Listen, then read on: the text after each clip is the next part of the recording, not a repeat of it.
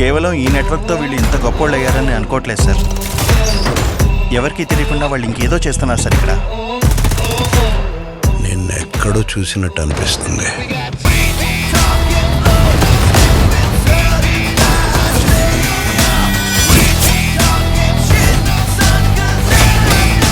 దేవా గురించి తెలిసి కూడా గేమ్స్ ఆడతావురా?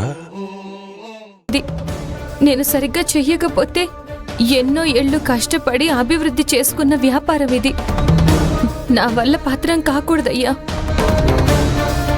1,00,000 రూపాయల అప్పు తీర్చడానికి మాకు ఏడాది పడుతుంది. అలాంటిది ఏదైనా జరగరాంది జరిగితే ఎన్ని జన్మలెత్తినా తీర్చుకోలేమయ్య గారు. నిలవని కూల్ డౌన్. మేము టెన్షన్ పడట్లేదు, నువ్వెందుకు పడుతున్నావు? ఏం చేస్తే ఈ ప్రాబ్లం నుంచి బయటపడొచ్చని ఆలోచించు. చూడమ్మా, ధైర్యంగా ఉండు, నువ్వేం కంగారు పడొద్దు, మేం చూసుకుంటాం.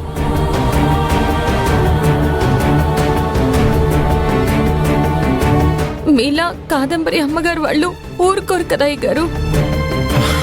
నిలవని, ఎఫ్ఆర్డి కంపెనీ వాళ్లతో నేను మాట్లాడతాను.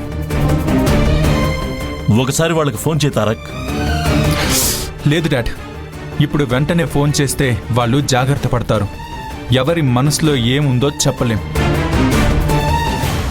వాళ్లకు దురుద్దేశం పుట్టక ముందే, మన మిస్టేక్ని వాళ్ళు నోటీస్ చేయకముందే మనం ఈ ఇష్యూని క్లోజ్ చేయాలి.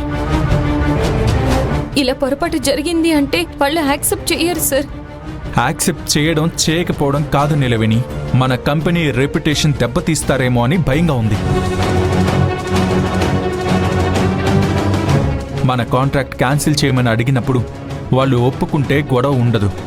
కానీ అలా ఎలా అవుతుందని తిరగబడితేనే ప్రాబ్లం అవుతుంది.